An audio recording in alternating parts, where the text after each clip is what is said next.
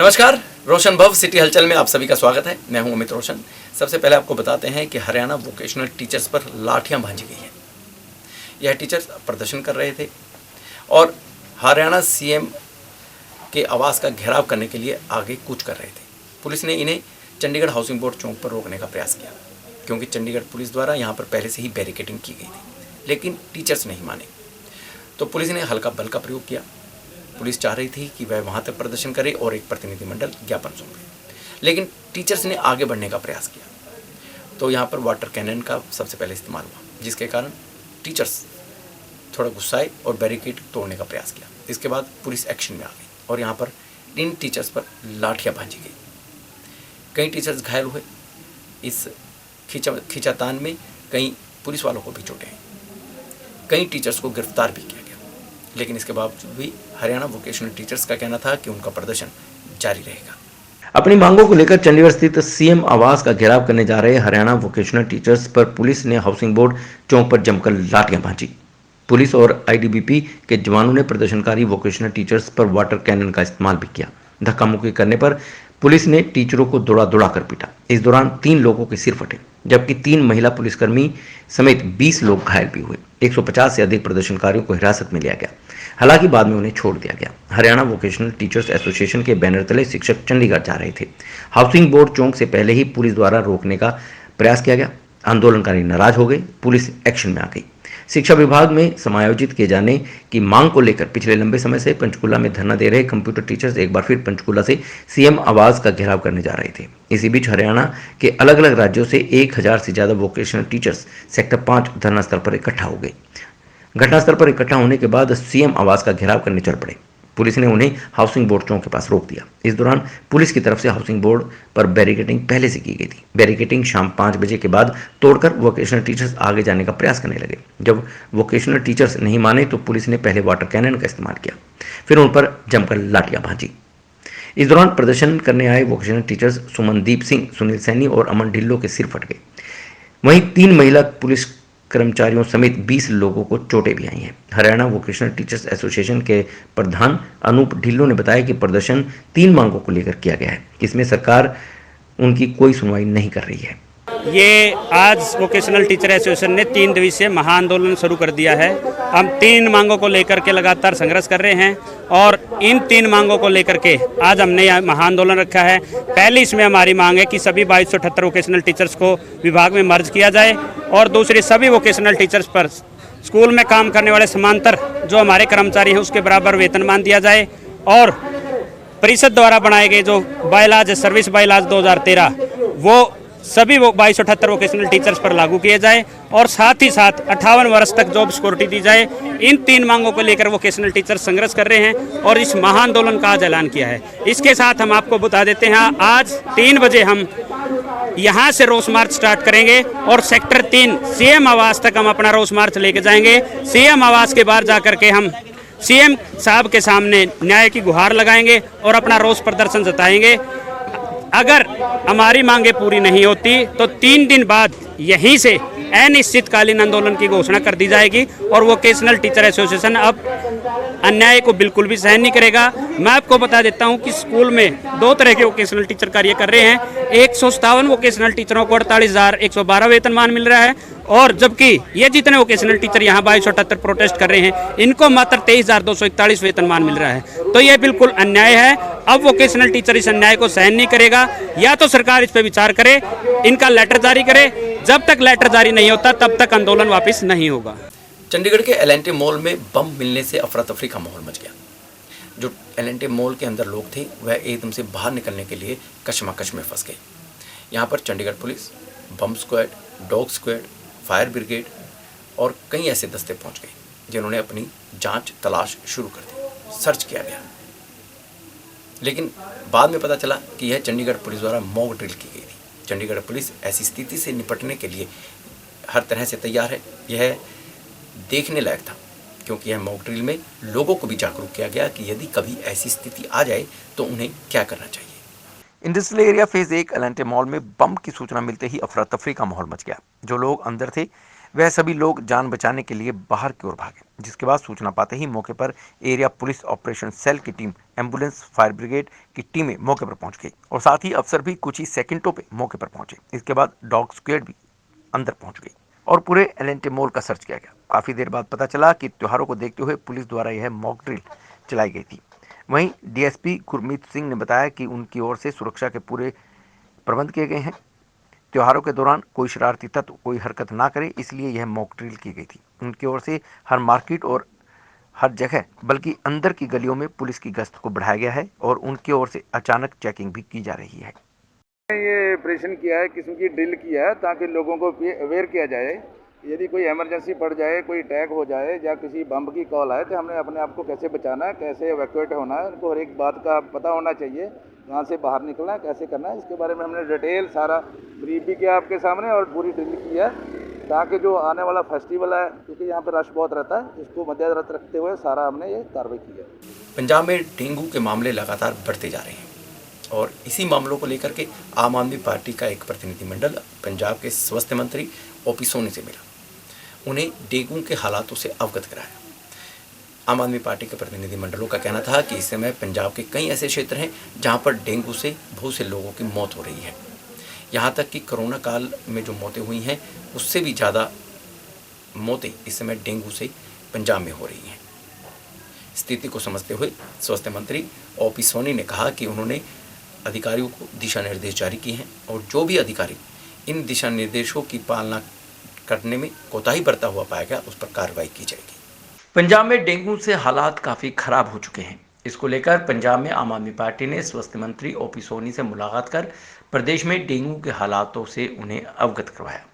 इस दौरान उन्होंने स्वास्थ्य मंत्री ओपी सोनी से कहा कि वे अधिकारियों से तुरंत प्रभाव से डेंगू को लेकर रिपोर्ट मांगे और डेंगू रोकथाम के लिए कदम उठाने के निर्देश दें। मुलाकात के बाद पंजाब में आम आदमी पार्टी के विधायक अमन अरोड़ा ने कहा कि संगरूर, बरनाला, बठिंडा ऐसी जगहें हैं जहां पर डेंगू का कहर देखने को मिल रहा है। कई परिवारों में मौतें हो चुकी हैं, लेकिन अब तक स्थानीय स्तर पर डेंगू नियंत्रण को लेकर कोई कदम नहीं उठाए गए हैं। एमएलए ਦਾ ਡੈਲੀਗੇਸ਼ਨ ਮੈਂ ਔਰ ਮੇਰੇ ਵੀਰ ਮੀਤ ਖੇਰ ਜੀ ਔਰ ਸਾਡੇ ਚੀਫ ਸਪੋਕਸਪਰਸਨ ਨੀਲ ਗਰਗ ਜੀ ਅੱਜ ਅਸੀਂ ਮਾਨਯੋਗ ਮੁੱਖ ਮੰਤਰੀ ਓਪੀ ਸੋਨੀ ਜੀ ਨੂੰ ਮਿਲਿਆ, ਜਿਨ੍ਹਾਂ ਕੋਲ ਹੈਲਥ ਡਿਪਾਰਟਮੈਂਟ ਵੀ ਹੈ, ਕਿਉਂਕਿ ਸਮੁੱਚੇ ਪੰਜਾਬ ਦੇ ਵਿੱਚ ਔਰ ਖਾਸ ਤੌਰ ਤੇ ਸਾਡੇ ਇਲਾਕਿਆਂ ਦੇ ਵਿੱਚ ਡਿਸਟ੍ਰਿਕਟ ਸੰਗਰੂਰ ਦੇ ਵਿੱਚ, ਬਰਨਾਲਾ ਦੇ ਵਿੱਚ, ਬਠਿੰਡਾ ਦੇ ਵਿੱਚ ਡੇਂਗੂ ਦੀ ਮਾਰ ਹੈ ਜਿਹੜੀ ਉਹ ਬਹੁਤ ਵਧੀ ਹੋਈ ਹੈ। ਮੇਰੇ ਆਪਣੇ ਹਲਕੇ ਸੁਨਾਮ ਦੇ ਵਿੱਚ ਲੌਂਗੋਵਾਲ ਕਸਬਾ ਪੈਂਦਾ ਹੈ, ਉੱਥੇ ਇੱਕ ਹਫ਼ਤੇ ਦੇ ਵਿੱਚ ਇੱਕੋ ਪਰਿਵਾਰ ਦੇ 3 ਮੈਂਬਰਾਂ, ਪਹਿਲਾਂ ਦਾਦੇ ਦੀ, ਫਿਰ ਪੋਤੇ ਦੀ ਔਰ ਫਿਰ ਬੇਟੇ ਦੀ ਡੈਥ ਹੋ ਚੁੱਕੀ ਤੇ ਚੌਥਾ ਪੋਤਾ ਜਿਹੜਾ ਉਹ ਹਸਪੀਟਲ ਦੇ ਵਿੱਚ ਐਡਮਿਟ ਹੋਇਆ ਪਿਆ। ਹਰ ਰੋਜ਼ ਮੌਤਾਂ ਹੋ ਰਹੀਆਂ ਨੇ, ਪਰ ਸਰਕਾਰ ਕੋਲ ਰਿਪੋਰਟਿੰਗ ਹੈ ਉਹਦੀ ਜਾਂ ਤਾਂ ਰਿਪੋਰਟਿੰਗ ਪ੍ਰੋਪਰ ਨਹੀਂ ਪਹੁੰਚ ਰਹੀ ਹੈਗੀ ਤੇ ਲੋਕਲ ਲੈਵਲ ਦੇ ਉੱਪਰ, ਨਿਚਲੇ ਲੈਵਲ ਦੇ ਉੱਪਰ ਉਹਦੇ ਲਈ ਕੋਈ ਰੋਕਥਾਮ ਦਾ, ਕੋਈ ਪ੍ਰੀਵੈਂਸ਼ਨ ਦਾ, ਕੋਈ ਪ੍ਰੋਟੈਕਸ਼ਨ ਦਾ ਮੇਜਰ ਅਡਾਪਟ ਸਰਕਾਰ ਵੱਲੋਂ ਨਹੀਂ ਕੀਤਾ ਗਿਆ, ਜਿਹਦੇ ਸੰਬੰਧ ਦੇ ਵਿੱਚ ਅਸੀਂ ਕੱਲ੍ਹ ਜਦੋਂ ਆਲ ਪਾਰਟੀ ਮੀਟਿੰਗ ਸੀਗੀ ਮੈਂ ਸੋਨੀ ਸਾਹਿਬ ਨੂੰ ਰਿਕੁਐਸਟ ਕੀਤੀ ਸੀਗੀ, ਇਹਨਾਂ ਨੇ ਕਿਹਾ ਸੀਗਾ ਕਿ ਤੁਸੀਂ ਕੱਲ੍ਹ ਨੂੰ ਆ ਜਾਓ। ਅੱਜ ਅਸੀਂ ਆਏ ਸੀਗੇ, ਉਹਨਾਂ ਨੇ ਬੜੇ ਧਿਆਨ ਦੇ ਨਾਲ ਗੱਲ ਸਾਡੀ ਸੁਣੀ ਹੈ। ਮੈਂ ਆਪਦੇ ਹਲਕੇ ਦੀ ਗੱਲ ਰੱਖੀ ਹੈ, ਮੀਤ ਜੀ ਨੇ ਰੱਖੀ ਹੈ, ਸਾਰੇ ਪੰਜਾਬ ਦੇ ਜੋ ਹਾਲਾਤ ਬਣੇ ਪਏ ਨੇ, ਕਿਉਂਕਿ ਕੋਵਿਡ ਦੇ ਤਾਂ ਇਹ ਸੀਗਾ ਕਿ ਹਾਈਪ ਬਹੁਤ ਬਣੀ ਹੋਈ ਸੀਗੀ, ਮੀਡੀਆ ਦੀ ਰਿਪੋਰਟਿੰਗ ਬਹੁਤ ਸੀਗੀ, ਪਰ ਗਰਾਊਂਡ ਲੈਵਲ ਦੇ ਉੱਪਰ ਅੱਜ ਪੰਜਾਬ ਦੇ ਹਾਲਾਤ ਇਹ ਬਣੇ ਪਏ ਨੇ ਕਿ ਡੇਂਗੂ ਦੇ ਨਾਲ ਮੌਤਾਂ ਨੇ ਜਿਹੜੀਆਂ ਉਹ ਕੋਵਿਡ ਨਾਲੋਂ ਵੀ ਵੱਧ ਹੋ ਰਹੀਆਂ ਨੇ, ਪਰ ਉਹਦੀ ਰਿਪੋਰਟਿੰਗ ਪ੍ਰੋਪਰ ਨਹੀਂ ਹੋ ਰਹੀ। ਸੋਨੀ ਸਾਹਿਬ ਨੇ ਬੜੇ ਧਿਆਨ ਨਾਲ ਸਾਡੀ ਗੱਲ ਸੁਣੀ ਹੈ, ਇਮੀਡੀਏਟਲੀ ਆਪਦੇ ਸਾਰੇ ਆਫਿਸਰਸ ਨੂੰ ਹੁਕਮ ਕੀਤੇ ਨੇ ਕਿ ਗਰਾਊਂਡ ਦੇ ਉੱਪਰ ਜਾਓ, ਘਰ ਘਰ ਦੀ ਸਿਚੁਏਸ਼ਨ ਹੈ ਜਿਹੜੀ ਚੈੱਕ ਕਰੋ, ਪ੍ਰੀਵੈਂਸ਼ਨ ਫੌਗਿੰਗ ਦੇ ਨਾਲ ਹੋ ਸਕਦੀ ਹੈ, ਜੋ ਮੇਜਰਸ ਅਡਾਪਟ ਕਰਨੇ ਨੇ ਉਹ ਕੀਤੇ ਜਾਣ ਤੇ ਇਮੀਡੀਏਟਲੀ ਇਹਨਾਂ ਨੇ ਰਿਪੋਰਟ ਮੰਗੀ ਹੈ। ਮੈਂ ਸਮਝਦਾ ਕਿ ਬੜੇ ਵਧੀਆ ਔਰ ਸੰਜੀਦਾ ਤਰੀਕੇ ਦੇ ਨਾਲ ਉਹਨਾਂ ਨੇ ਇਮੀਡੀਏਟਲੀ ਐਕਸ਼ਨ ਹੈ ਜਿਹੜਾ ਉਹ ਆਰਡਰ ਕੀਤਾ। ਡੇਂਗੂ ਦੇ ਪੇਸ਼ੈਂਟ ਆ ਰਹੇ ਨੇ, ਅਸੀਂ ਆਪ ਵੇਖੋ ਜਿਹੜਾ ਜੋ ਸਲੀਅਤ ਆ ਇਹ ਇੱਥੇ ਨਹੀਂ, ਹੋਰ ਵੀ ਸਟੇਟਾਂ ਜਿਹੜੇ ਨੇ ਕਾਫੀ ਹਰ ਸਾਲ ਹੀ ਡੇਂਗੂ ਦੇ ਕੇਸ ਆਉਂਦੇ ਨੇ। ਸੋ ਐਸਾ ਬਰਸਾਤਾਂ ਜਿਹੜੀਆਂ ਅਜੇ ਵੀ ਚੱਲ ਰਹੀਆਂ ਨੇ, ਅਜੇ ਕੱਲ੍ਹ ਵੀ ਬਰਸਾਤ ਹੋ ਰਹੀ ਸੀ। ਸੋ ਇਹ ਮੱਛਰ ਜਿਹੜਾ ਹੈ ਬਰਸਾਤਾਂ 'ਚ ਜ਼ਿਆਦਾ ਪੈਦਾ ਹੁੰਦਾ। ਸੋ ਜਿੱਥੇ ਕਿਤੇ ਪਾਣੀ, ਸਾਫ਼ ਪਾਣੀ ਖੜਾ ਹੁੰਦਾ, ਚਾਹੇ ਉਹ ਬਰਸਾਤ ਦਾ ਹੋਵੇ, ਚਾਹੇ ਘਰਾਂ ਦੇ ਸਾਡੇ ਕੂਲਰ ਹੋਣ ਜਾਂ ਪੁਰਾਣੇ ਟਾਇਰ, ਜਿੱਥੇ ਪਾਣੀ ਜਮ੍ਹਾਂ ਹੁੰਦਾ ਉੱਥੇ ਮੱਛਰ ਜਿਹੜਾ ਜ਼ਿਆਦਾ ਪੈਦਾ ਹੁੰਦਾ। ਸੋ ਇਹਦੇ ਵਾਸਤੇ ਸਾਰੇ ਅਰੇਂਜਮੈਂਟ ਜਿਹੜੇ ਨੇ ਸਰਕਾਰ ਵੱਲੋਂ ਕੀਤੇ ਗਏ ਨੇ। ਸਾਡੀਆਂ ਟੀਮਾਂ ਦੀ ਬਣਾ ਦਿੱਤੀਆਂ। ਮੈਂ 3 ਮੀਟਿੰਗਾਂ ਪਹਿਲੋਂ ਕਰ ਚੁੱਕਿਆ ਇੱਥੇ। ਸੋ ਅਸੀਂ ਦੂਜੇ ਡਿਪਾਰਟਮੈਂਟਸ ਜਿਹੜੇ ਜਿੰਨੇ ਵੀ ਨਾਲ ਇਹਦੇ ਇਨਵੋਲਵ ਨੇ ਉਹਨਾਂ ਨੂੰ ਨਾਲ ਲਿਆ, ਉਹਨਾਂ ਦੀ ਹੈਲਪ ਲਈ ਜਾ ਰਹੀ ਹੈ। ਸਾਡਾ ਹੈਲਥ ਡਿਪਾਰਟਮੈਂਟ ਦਿਨ ਰਾਤ ਇਹਦੇ 'ਤੇ ਕੰਮ ਕਰ ਰਿਹਾ। ਸੋ ਅਸੀਂ ਪੂਰਾ ਮੁਕਾਬਲਾ ਡੇਂਗੂ ਦਾ ਇਸ ਵੇਲੇ ਕਰ ਰਹੇ ਹਾਂ। ਸੋ ਕੇਸ ਕਈਆਂ ਜਗ੍ਹਾ ਤੇ ਘੱਟ ਵੀ ਰਹੇ, ਕਈਆਂ ਜਗ੍ਹਾ ਤੇ ਵੱਧ ਵੀ ਰਹੇ ਨੇ। ਹੁਣੇ ਮੈਨੂੰ ਸਾਡੇ MLA ਸਾਹਿਬਾਨ ਮਿਲੇ ਨੇ ਆਮ ਆਦਮੀ ਪਾਰਟੀ ਦੇ। ਸੋ ਉਹਨਾਂ ਨੇ ਦੱਸਿਆ ਕਿ ਸੰਗਰੂਰ 'ਚ ਥੋੜੇ ਕੇਸ ਵੱਧ ਆ ਰਹੇ ਨੇ। ਅੱਜ ਹੀ ਡਿਊਟੀ ਲਾਤੀ ਆ, ਉੱਥੇ ਡਿਪਟੀ ਡਾਇਰੈਕਟਰ ਵੀ ਸਿਵਲ ਸਰਜਨ ਨਾਲ ਇੱਕ ਉੱਥੇ ਅਸੀਂ ਅਟੈਚ ਕਰਤਾ। ਸੋ ਅਸੀਂ ਵੇਖ ਰਹੇ ਹਾਂ ਜਿੱਥੇ ਫੋਕਿੰਗ ਦੀ ਲੋੜ ਹੈ, ਫੋਕਿੰਗ ਮਸ਼ੀਨਾਂ ਸਾਡੀਆਂ ਜਾ ਰਹੀਆਂ ਨੇ। ਅਸੀਂ ਹਰ ਤਰ੍ਹਾਂ ਦੇ ਪ੍ਰਬੰਧ ਸਰਕਾਰ ਨੇ ਕੀਤੇ ਨੇ। ਕਿਸੇ ਤਰ੍ਹਾਂ ਦੀ ਢਿੱਲ ਮੱਠ ਹੋਣ ਨਹੀਂ ਦਿਆਂਗੇ। ਜੇ ਕੋਈ ਸਾਡਾ ਅਫਸਰ ਕਤਾਈ ਵਰਤੇਗਾ, ਅਫਸਰ ਤੇ ਸਾਰੇ ਲੱਗੇ ਨੇ। ਜੇ ਕਿਤੇ ਜੀ ਕੋਈ ਮੁਸ਼ਕਿਲ ਆਏਗੀ, ਜੇ ਕੋਈ ਸਾਨੂੰ ਸ਼ਿਕਾਇਤ ਮਿਲਦੀ ਹੈ, ਉੱਥੇ ਅਸੀਂ ਜਿਸ ਤਰ੍ਹਾਂ ਹੁਣ ਉਹਨਾਂ ਨੇ ਕਿਹਾ MLA ਸਾਹਿਬਾਨ ਨੇ, ਉੱਥੇ ਅਸੀਂ ਨਾਲ ਹੀ ਮੈਂ ਸੈਕਟਰੀ ਸਾਹਿਬ ਬੈਠੇ ਨੇ, डायरेक्टर बैठे ने, MD बैठे ने, सारे ਦੀਆਂ ਡਿਊਟੀਆਂ ਇਹਨਾਂ ਦੀਆਂ ਵੀ ਸਾਡੀਆਂ ਆਪਣੀਆਂ ਡਿਊਟੀਆਂ ਨੇ। ਮੈਂ ਆਪ ਨਾਲ ਆਪ ਜਾ ਰਿਹਾ, ਸੈਕਟਰੀ ਸਾਡੇ ਜਾ ਰਹੇ ਨੇ, ਸਾਰਿਆਂ ਦੇ ਅਸੀਂ ਡਿਊਟੀਆਂ ਲਾਈਆਂ ਨੇ। ਸੋ ਅਸੀਂ ਵੇਖ ਰਹੇ ਹਾਂ ਹਰ ਤਰ੍ਹਾਂ ਦਾ ਅਰੇਂਜਮੈਂਟ ਅਸੀਂ ਕਰ ਰਹੇ ਹਾਂ। ਵੈਸੇ ਕਿਸੇ ਤਰ੍ਹਾਂ ਦੀ ਸਰਕਾਰ ਵੱਲੋਂ कोई मुश्किल नहीं, सारे इंतजाम। जहां डेंगू के मामले बढ़ रहे हैं और खतरा बढ़ता जा रहा है, वहीं एक सुखद समाचार होम्योपैथी की तरफ से आया है। प्रसिद्ध डॉक्टर अनुकांत गोयल ने कहा है कि डेंगू में यदि होम्योपैथी से इलाज किया जाए तो काफ़ी कारगर साबित हो सकता है। एक सिरप बनाया गया है और इस सिरप से प्लेटलेट्स को बढ़ाने में मदद मिलती है। उन्होंने कहा कि यह जो सिरप होम्योपैथी द्वारा बनाया गया है, बुखार होते ही इस्तेमाल कर लेना चाहिए, यानी कि प्रयोग में लाना चाहिए ताकि बॉडी में प्लेटलेट्स कम ना हो। चंडीगढ़ के सेक्टर 46 में होम्योपैथी के मशहूर डॉक्टर अनुकांत गोयल ने प्रेस वार्ता में प्लेटोसिन नामक सिरप का अनावरण किया है, जो कि डेंगू की रोकथाम में कारगर साबित हो सकती है। डॉक्टर अनुकांत गोयल ने कहा कि होम्योपैथी के पास डेंगू के इलाज की बहुत कारगर दवाई मौजूद है। इसके साथ ही उन्होंने अपनी इस नई दवा के बारे में बताते हुए कहा कि डेंगू होने पर ब्लड प्लेटलेट्स कम हो जाते हैं और यह दवाई तेज़ी से ब्लड प्लेटलेट्स को बढ़ाती है और डेंगू के खिलाफ तेज रिकवरी में मदद करती है। सबको पता है कि डेंगू बहुत तेज़ी से फैल रहा है और जानलेवा साबित हो सकता है। उन्होंने यह भी बताया कि इस दवा का इस्तेमाल बुखार होते ही शुरू किया जा सकता है। यह दवा प्लेटलेट्स को कम होने से रोक सकती है, जिससे किसी भी कॉम्प्लिकेशंस से बचा जा सकता है। यानी मोटे शब्दों में कहें तो रोग प्रतिरोधक दवा के रूप में इस्तेमाल की जा सकती है। ये 8 दवाइयों का मिश्रण है, जिसमें सबसे पहले हम लेते हैं तुलसी को, ऑसिमम सेंट। तुलसी एक इम्यून बूस्टर है, इसकी एनाल्जेसिक और एंटीपायरेटिक प्रॉपर्टीज़ हैं। उसके बाद है इसमें आज़ादी रखता इंडिका, यानी कि नीम। नीम हम सभी जानते हैं ब्लड प्यूरीफायर है और ये इम्यूनिटी को बूस्टअप करता है और डेड सेल्स को ख़त्म करता है। तीसरा इसमें है गिलोय। गिलोय यानी कि टिनोस्पोरा कॉर्डिफोलिया, ये एक इम्यून बूस्टर है जो कि डैमेज सेल को हेल्दी सेल से रिप्लेस करता है। फिर इसमें है क्रिका पपाया, यानी कि पपीता। पपीते के बारे में हम सबको पता है कि भी ये सेल मेम्ब्रेन के डैमेज को ठीक करके ब्लड सेल के काउंट को गिरने से रोकता है और मेंटेन करता है। 5वीं दवाई है इसमें यूपेटोरियम पर्फ, यानी कि बोन सेट।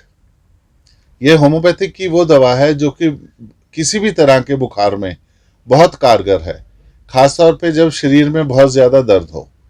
अगली दवा है इसमें रेस्टॉक्स, जो कि bone pains, joint pains, fever, headache, इन सब में बहुत कारगर दवा है।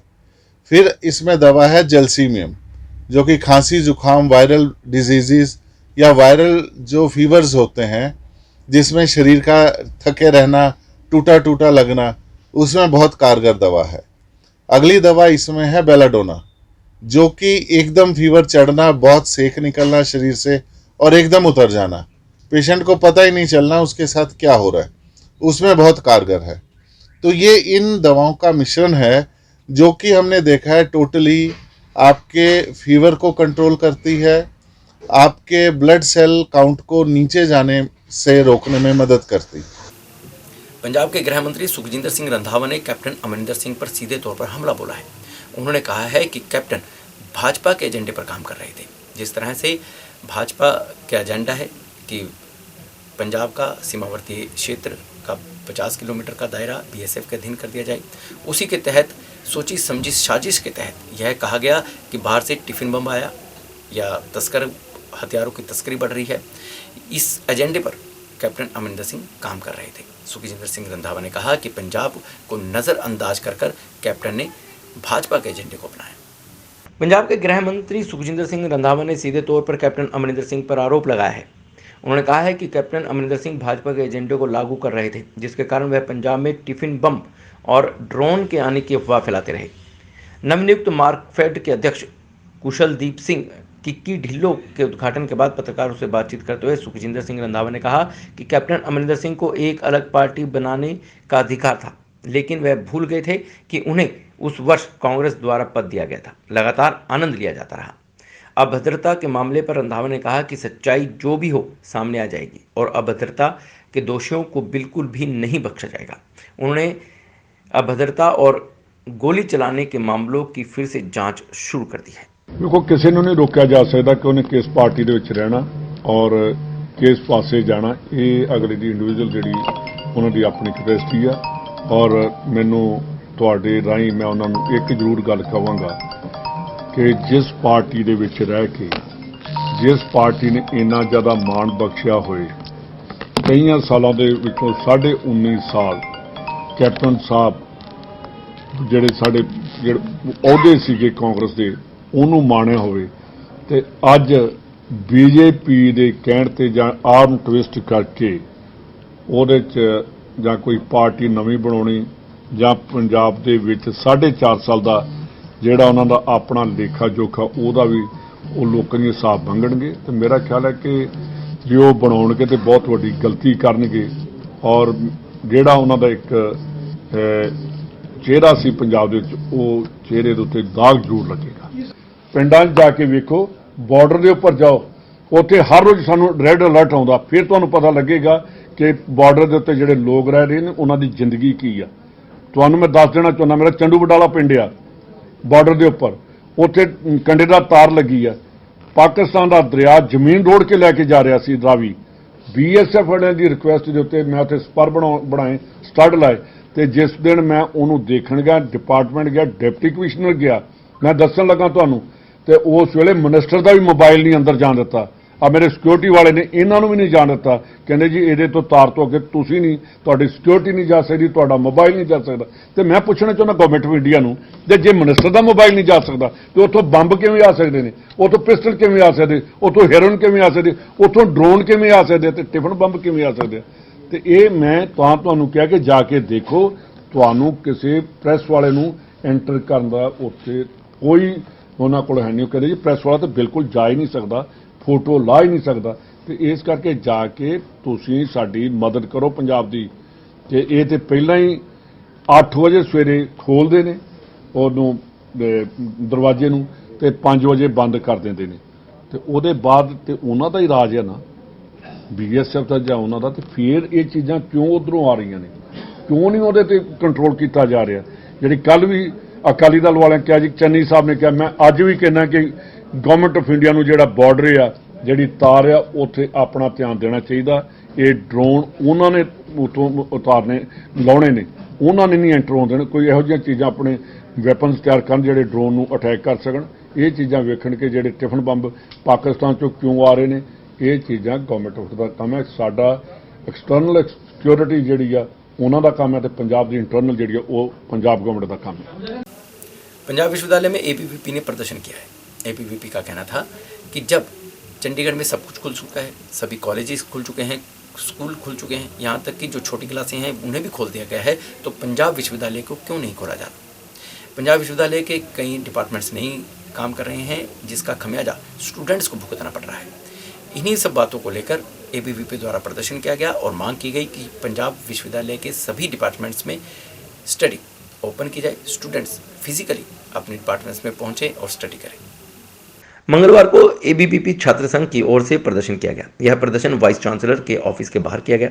ABVP छात्र संघ की ओर से यह प्रदर्शन यूनिवर्सिटी खोलने व कैंपस इलेक्शन करवाने को लेकर किए गए थे। उनका कहना है कि वाइस चांसलर और पंजाब यूनिवर्सिटी प्रशासन अपनी मनमानी कर रहा है।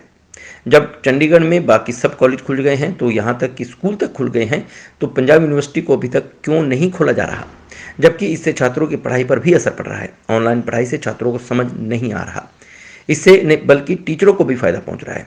पंजाब यूनिवर्सिटी प्रशासन को क्यों नहीं खोला जा रहा, यह उनकी समझ से बाहर है। जबकि अब कोरोना की रफ्तार भी कम हो चुकी है, पीयू को जल्द खोला जाना चाहिए।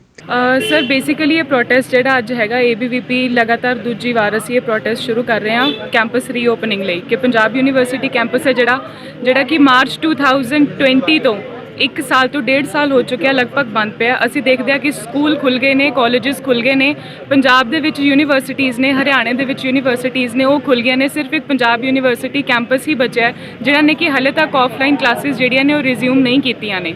ਤਾਂ ਕਿੰਨਾ ਇੱਕ ਸਟੂਡੈਂਟਸ ਦਾ ਪੂਰਾ ਇੱਕ ਗਰੁੱਪ ਹੈ ਕਿ ਜਿਨ੍ਹਾਂ ਨੇ ਯੂਨੀਵਰਸਿਟੀ ਕਦੇ ਦੇਖੀ ਨਹੀਂ, ਉਹਨਾਂ ਦੀ ਐਡਮਿਸ਼ਨ ਹੋਈ ਤਾਂ ਉਹ ਇੱਦਾਂ ਹੀ ਪਾਸ ਆਊਟ ਹੋ ਜਾਣਗੇ ਕਿ ਉਹਨਾਂ ਨੇ ਕਦੇ ਫਿਜ਼ੀਕਲੀ ਪੜ੍ਹਿਆ ਹੀ ਨਹੀਂ ਹੈ। ਕਿੰਨਾ ਐਜੂਕੇਸ਼ਨ 'ਤੇ ਇਫੈਕਟ ਹੋ ਰਿਹਾ ਹੈ। Punjab university being one of the most premier institutes of the country, ਇਸ ਯੂਨੀਵਰਸਿਟੀ ਦਾ ਇਹ ਹਾਲ ਹੈ ਕਿ 1.5 ਸਾਲ ਹੋ ਗਿਆ ਇਹ ਬੰਦ ਪਈ ਹੈ। ਇੱਥੇ ਦੇ ਜਿਹੜੀ ਵੀ ਇੱਥੇ ਦੀ ਐਡਮਿਨਿਸਟ੍ਰੇਸ਼ਨ ਹੈ, ਟੀਚਰਸ ਹੈ, ਉਹ ਬਿਲਕੁਲ ਕਿਸੇ ਵੀ ਸਟੂਡੈਂਟਸ ਦੇ ਹੱਕ ਦੇ ਵਿੱਚ ਬਿਲਕੁਲ ਕੋਈ ਡਿਸੀਜਨ ਨਹੀਂ ਲੈ ਰਹੇ। ਇਹਨਾਂ ਨੇ ਆਪਦੀਆਂ ਸੈਨੇਟ ਦੀਆਂ ਇਲੈਕਸ਼ਨਸ ਕਰਾ ਲਈਆਂ, ਪੁੱਟਾ ਦੇ ਇਲੈਕਸ਼ਨਸ ਦੀ ਡੇਟ ਆ ਗਈ, ਉਹ ਹੋ ਰਹੇ ਨੇ, ਪਰ ਸਟੂਡੈਂਟਸ ਨੂੰ ਇੱਕ ਫਿਜ਼ੀਕਲ ਕਲਾਸਿਸ ਤੱਕ ਇਹ ਪ੍ਰੋਵਾਈਡ ਨਹੀਂ ਕਰ ਪਾ ਰਹੇ। ਤਾਂ ਕਰਕੇ ਇੱਕ ਸਾਰੇ ਸਟੂਡੈਂਟਸ ਸੀ, ਪੂਰੇ ਯੂਨੀਵਰਸਿਟੀ ਦੇ ਸਟੂਡੈਂਟਸ ਦੀ ਆਵਾਜ਼ ਬਣ ਕੇ ਅੱਜ ABVP ਇੱਥੇ ਇੱਕ ਵਾਰ ਦੁਬਾਰਾ ਤੋਂ ਵਾइस चांसलर ऑफिस के बाहर जो प्रोटेस्ट करने जा रही है। वहीं उन्होंने कहा है कि अब कैंपस में इलेक्शंस भी होने चाहिए, जिनका कहना था कि जब यूनिवर्सिटी में सिंडिकेट सीनेट चुनाव हो रहे हैं, वहीं पुट्टा के भी चुनाव करवाए जा रहे हैं, तो पंजाबी यूनिवर्सिटी कैंपस के इलेक्शन क्यों नहीं करवाए जा रहे।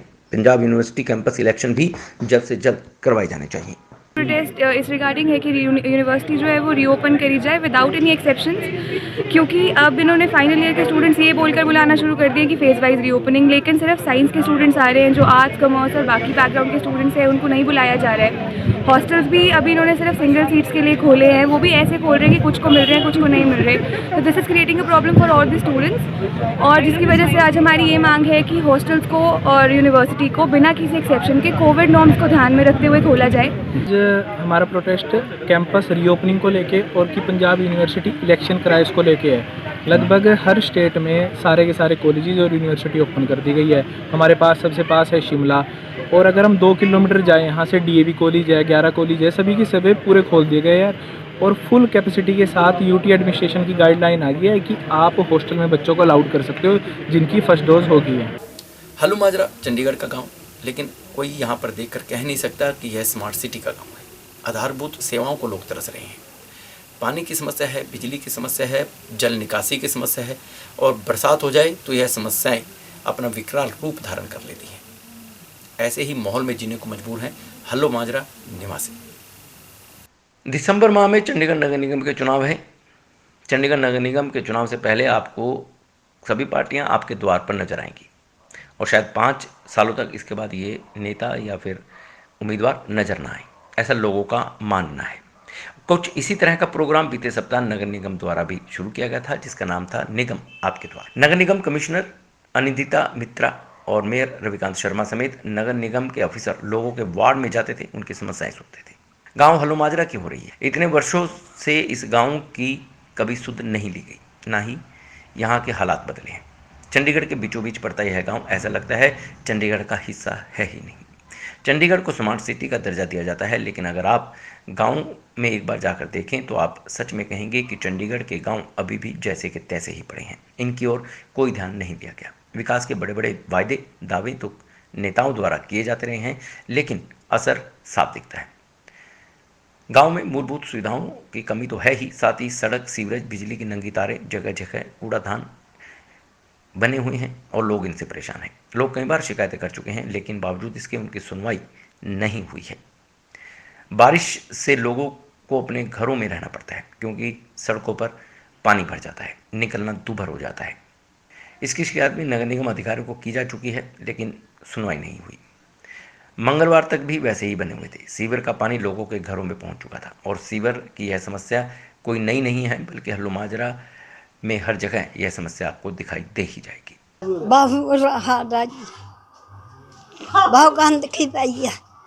सर इत्थे सीवर ब्लॉक हो जाता जी, बुरा हाल है, घरां 'च पानी वड़ जाता जी। बाकी बिजली की तारां नीवियां, कोई आंदा जांदा समान लेके निकले कोई ਤਾਂ ਕਰੰਟ ਲੱਗਣ ਦਾ ਡਰ ਹੈ ਜੀ। ਬਹੁਤ ਬੁਰਾ ਹਾਲ ਹੈ ਜੀ। ਅਸੀਂ ਕੰਪਲੇਂਟਾਂ ਕਰ ਕਰਕੇ ਥੱਕ ਲਈ ਜਾਂਦੇ, ਤਾਰ ਜੀ ਮਾਰ ਕੇ ਲੰਘ ਜਾਂਦੇ ਜੀ। ਇੰਨਾ ਬੁਰਾ ਹਾਲ ਹੈ। ਸਵੇਰੀ ਤਾਰ ਮਾਰੋ ਸ਼ਾਮ ਨੂੰ ਭਰ ਜਾਂਦਾ ਜੀ ਸਪਲਾਈ ਆਉਂਦੀ ਪਾਣੀ ਦੀ। ਇਸ ਤਰ੍ਹਾਂ ਕਿਉਂ? ਉੱਪਰ ਤਾਂ ਡੇਂਗੂ ਦਾ ਕਹਿਰ ਚੱਲ ਰਿਹਾ ਜੀ। ਮੱਛਰ ਹੋ ਜਾਂਦਾ ਗੰਦੇ ਪਾਣੀ 'ਚ ਜੀ। ਅਸੀਂ ਤਾਂ ਇੰਨੇ ਤੰਗ ਆ, ਬਹੁਤ ਜ਼ਿਆਦਾ ਤੰਗ ਆ ਜੀ। ਪੂਰੇ ਦਾ ਜੀ ਬਹੁਤ ਹੈ ਜੀ। ਗਾਰਡਰ ਆਣੇ ਦਾ ਬੁਰਾ ਹਾਲ ਹੈ। ਅੰਦਰ ਪਾਣੀ ਬੈਕ ਜਾ ਰਿਹਾ ਜੀ ਮੁੜ ਕੇ ਜੀ। ਕੋਈ ਨਹੀਂ ਸੁਣਾਈ ਦੇ ਰਿਹਾ ਜੀ। ਸਭ ਨੂੰ ਫੋਨ ਕਰ ਰਹੇ ਹਾਂ, ਜਈ ਨੂੰ ਵੀ। ਬੁਰਾ ਹਾਲ ਹੋ ਰਿਹਾ ਜੀ। ਅੰਦਰ ਪਾਣੀ ਵੱਢ ਰਿਹਾ, ਸਿਰੇ ਤੱਕ ਪਾਣੀ ਜਾ ਰਿਹਾ ਜੀ ਵਿਹੜੇ ਵਿੱਚ। ਕੋਈ ਨਹੀਂ ਸਾਡੀ ਸੁਣਾਈ ਕਰ ਰਿਹਾ ਜੀ। 15 ਦਿਨ ਹੋ ਗਏ ਜੀ ਅੰਦਰ ਇਹ ਹਾਲ ਹੋ ਰਿਹਾ ਜੀ। ਔਰ ਬਿਜਲੀ ਦੀ ਤਾਰਾਂ ਵੀ ਨੰਗੀਆਂ। हाँ जी, ये भी नंगियां पईयां जी। कोई सुनाई नहीं दे रहा, कोई नहीं जी। उरे हल हैगा जी पानी पुनी का जी। बुरा हाल हो रहा है सर। कोई हादसा हो गया जी? हादसा हो गया, जिम्मेवार सरकार है जी। गटर का पानी बाहर निकल रहा है। हर घर में एक एक आदमी बीमार पड़ रहे हैं। ना यहाँ कूड़ा उठाने वाला आता है कोई, ना यहाँ झाड़ू लगाने वाला आता है कोई। ऐसे ही कूड़ा बाहर फेंका रहता है। हमारे घरों के आगे देखिए गली का क्या हाल हो रखा है। बिल्कुल शिकायत करते हैं, शिकायत की सुनवाई? जो हम शिकायत करते हैं कोई सुनवाई नहीं करता है। हर जगह की गली बन गई है, हमारी गली वैसे ही पड़ी हुई है। सर बहुत ज़्यादा गंभीर प्रॉब्लम है जी उरे दी। सीवर दा बहुत बुरा हाल है जी उरे। हर एक दूए तीए दिन उरे सीवर अपना ब्लॉकेज हो जाती है। उस तो बाद फिर इन्हों फोन करी जाओ, चाहे जेई नू करो, चाहे अपना इनू काउंसलर नू करो, चाहे किसी नू भी करो जी। कोई अपना रिस्पॉन्स दिंदा नहीं है जी। ठीक है, घरां दे अंदर चले जांदा जी। हुण वैसे ही डेंगू का देखो कितना वो चल रहा है। ठीक है, इन्ना पानी इकट्ठा होया। तुसीं फोटो तुहानूं दिखाइयां, तुसीं वीडियो भी क्लिक की है। ठीक है, उहदे विच तुहानूं अपना सारा कुछ पता लग जाना है। तारां भी नंगियां? तारां भी सर नंगियां। हुण देखो गली उच्ची भी हो गई ते तारां डाउन च आ गईयां। कोई समान लेके जांदा बंदा, कुछ भी ले गया, कोई भी तार दा जोड़ टच हो जाए करंट लगन दा डर है। बरसात च वैसे बुरा हाल हो जाता, फिर होर करंट आने का डर है जी। ये देखो स्मार्ट मीटर लगाते लेकिन इन्हां तारां दा कोई हल नहीं होया हैगा। आ साडा घर है जी। देखो जी तुहाडे तारा इधर नंगियां ही रहिंदियां। देखो जी इन्हां नूं बदलवा नहीं सकदे जी। ठीक है जी, ते अपना 24 घंटे इत्थे पानी भरा रहिंदा साडे जी। होर भी साडे इधर चैंबर चुंबर बनवाए हुए इन्होंने बंद बुंद करवा दे जी। ठीक है जी, गलियां तो बनवा के जी। ये चैंबर चुंबर सारे बंद करवा के जी। ये तारा थोड़ियां नंगियां? ये तारा जी नंगियां ही है जी साडियां जी। औकात किते आपा नंगियां तारा? ये सारियां नंगियां ही तारा जी। देखो जी ये पानी केड़ा है जी? ये जेड़ा तुसीं ये गटरां दा पानी है जी। ये बैक मारदा जी। घर किथे है जी? साडा घर यही है जी अपना इधर। आ देखो जी, घर है जी? ये है जी अपना घर जी साडा। देखो जी कितना पानी भरया होया जी इत्थे जी। ये पानी केड़ा है? ये गटर दा पानी है जी। ये सारा जी। ਇਹ ਕਦੀ ਸ਼ਿਕਾਇਤ ਨਹੀਂ ਕੀਤੀ ਤੁਸੀਂ? शिकायत बथेरी बार करते जी। फोन नहीं चकते जी कदे दा जी। पूरा जी बहुत बुरा हाल है जी। पूरा गटर गुटर अं पे मुड़का बने नहीं है, गलियां बन गई पूरा मुड़का कुछ नहीं है।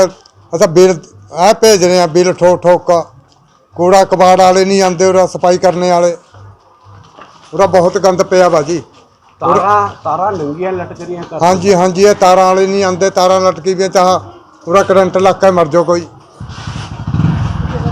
गटर का पानी बाहर बह रहे हैं? हाँ जी हाँ जी, बाहर जा रहा जी, बाहर जा रहा जी। चंडीगढ़ नगर निगम के मेयर रविकांत शर्मा अपनी पूरी टीम के साथ वार्ड में जाकर लोगों की समस्याएं सुन रहे हैं। अगर उन्हें सच में ही लोगों की समस्याएं सुननी है या फिर नगर निगम कमिश्नर को लोगों की समस्याएं सुननी है तो वह हल्लू माजरा या अन्य गांव में भी जा सकते हैं। वहां पर भी लोगों की काफ़ी समस्याएं हैं जिनकी ओर कोई ध्यान नहीं दिया जा रहा। चंडीगढ़ उपायुक्त कार्यालय के बाहर किसानों द्वारा धरना प्रदर्शन दिया गया है। इन किसानों का कहना था कि जिस तरह से उत्तर प्रदेश लखीमपुर खीरी में घटना घटी है और आरोपियों पर कोई कार्रवाई नहीं हो रही है वह शर्मनाक है। इसीलिए किसानों ने राष्ट्रपति को ज्ञापन सौंपा है और यह ज्ञापन डीसी के माध्यम से सौंपा गया है। वहीं लखीमपुर खीरी की घटना के विरोध में किसानों ने और उनके समर्थकों ने सोमवार को सेक्टर 17 स्थित उपायुक्त मनदीप सिंह बराड़ का कार्यालय का घेराव किया। किसान 3 घंटे तक उपायुक्त कार्यालय के बाहर डटे रहे। इस दौरान पुलिस से टकराव भी हुआ। कुछ किसानों को पुलिस ने हिरासत में ले लिया। हालांकि बाद में सभी को छोड़ दिया गया। बाद में किसानों ने राष्ट्रपति के नाम एक ज्ञापन उपायुक्त को सौंपा। नौजवान किसान एकता चंडीगढ़ की ओर से पदाधिकारियों के अलावा शहर के चौक चौराहों पर किसानी झंडा लिए खड़े रहने वाले समर्थक घेराव में शामिल हुए। उपायुक्त कार्यालय के बाहर पहले से ही बड़ी संख्या में पुलिस तैनात कर दी गई थी।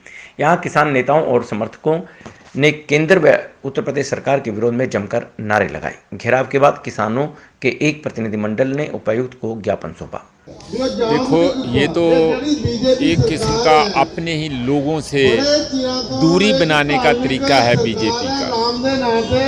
अब एक होम मिनिस्टर जिसने कानून की रक्षा करनी है, उसका बेटा दिन दिहाड़े लोगों का मर्डर करता है, उसको खुद शर्म आनी चाहिए थी। पहले सबसे वो आके किसानों से माफ़ी मांगता, फिर वो अपने ओहदे से रिज़ाइन करता, एक तरफ हट जाता ओहदे से और लोगों को कहता कि जो भी मेरे बेटे को सजा बनती है वो मिलनी चाहिए, क्योंकि मैं कानून की, संविधान की कसम खा के, उसकी सौगंध खा के फिर हम मिनिस्टर बना हूँ, मैं उसकी रक्षा करनी है। मेरा बेटा कानून से बाद आता है, उसके बराबर नहीं आता। ये नहीं कुछ हुआ, उल्टा भाग के गया अमित शाह के पास। अमित शाह ने उसको कहा कि बच्चे कोई बात नहीं है, तू टैणी है हमारा, अजय मिश्रा उसको टैणी कहते हैं, तो तू मैं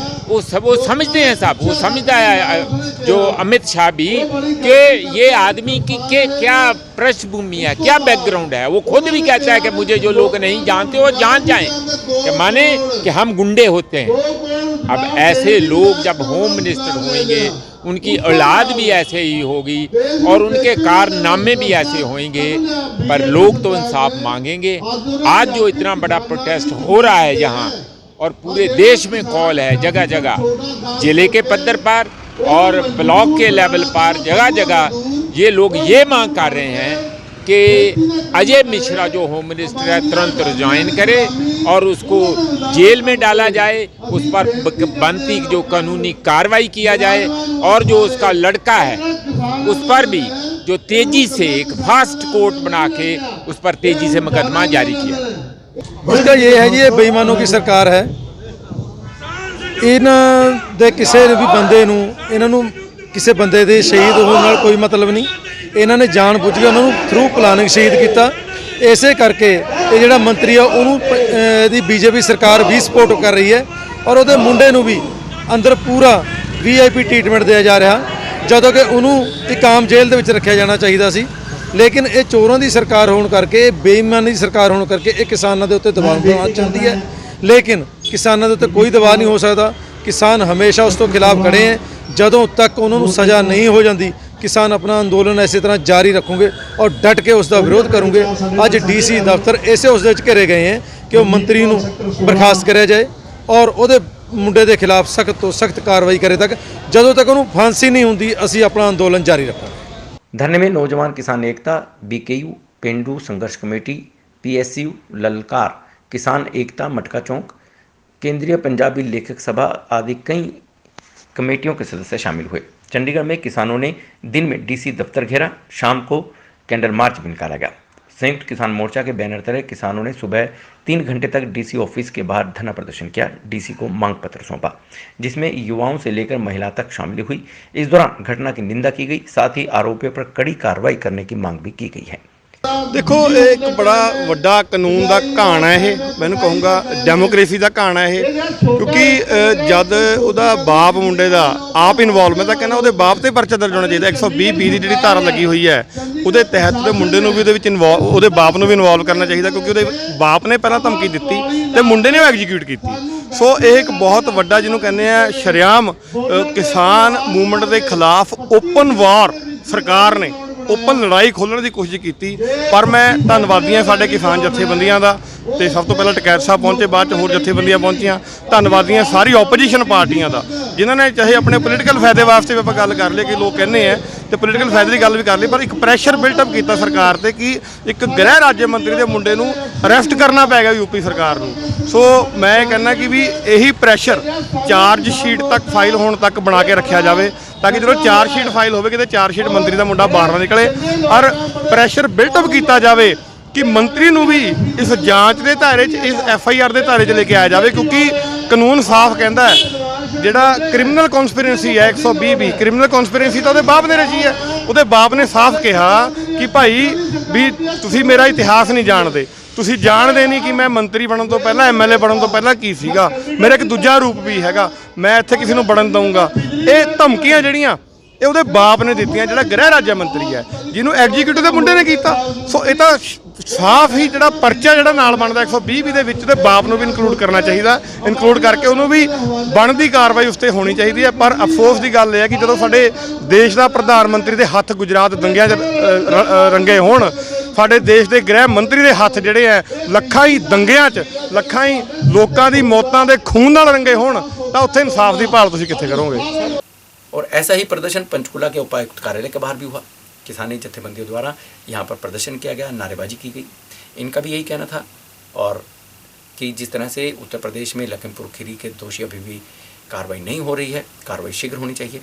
और इन जत्थेबंदियों ने भी उपायुक्त पंचकूला को राष्ट्रपति के नाम ज्ञापन सौंपा। उत्तर प्रदेश के लखीमपुर खीरी में किसानों की मौत मामले में केंद्रीय राज्य गृह मंत्री अजय मिश्रा के खिलाफ कानूनी कार्रवाई करने व उनकी गिरफ्तारी को लेकर पंचकूला सेक्टर 1 उपायुक्त कार्यालय में भारतीय किसान यूनियन के बैनर तले किसानों द्वारा 11 बजे से लेकर 2 बजे तक प्रदर्शन किया गया। भारतीय किसान यूनियन के जिला अध्यक्ष नरेंद्र सिंह नैगांव की अध्यक्षता में उपायुक्त कार्यालय के बाहर किसानों ने इकट्ठा होकर उत्तर प्रदेश के लखीमपुर खीरी में किसानों की मौत मामले में आरोपी केंद्रीय राज्य मंत्री अजय मिश्रा के खिलाफ कानूनी कार्रवाई करने व गिरफ्तारी करने को लेकर उपायुक्त पंचकूला के माध्यम से राष्ट्रपति के नाम ज्ञापन सौंपा है। जो लखीमपुर खीरी कांड हुआ उत्तर प्रदेश के अंदर, उसमें जिस तरीके से केंद्रीय राज्य मंत्री अजय मिश्रा टैनी की उपस्थिति पाई गई है, उसकी प्लानिंग पाई गई है और सब साबित हो चुका है और 120B का मुलजिम है और अभी भी कानून के दायरे से बाहर घूम रहा है, उसको अंदर नहीं किया गया, उसकी गिरफ्तारी नहीं हुई है अभी।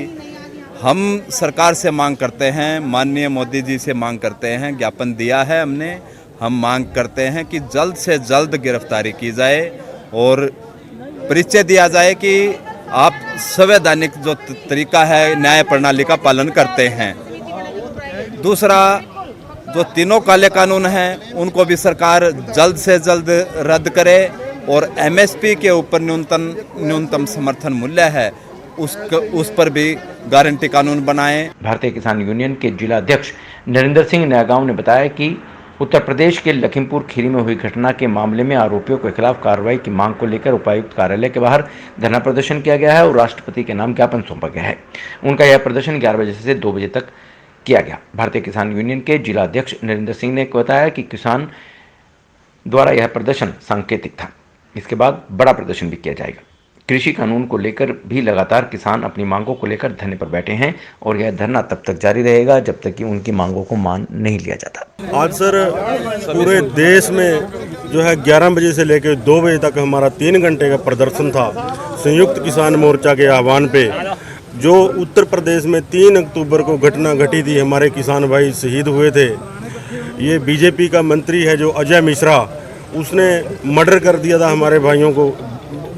बल्कि हम तो ये भी कहेंगे कि उसका सोची समझी ये साजिश थी, क्योंकि 3 अक्टूबर से पहले उसकी कम से कम 3-4 जो वीडियो हैं वायरल हुई थी, जिसमें उन्होंने किसानों के बारे में आपत्तिजनक शब्द बोले थे और लोगों को अराजकता फैलाने का काम किया था, लोगों को भड़काऊ भाषण दिया था।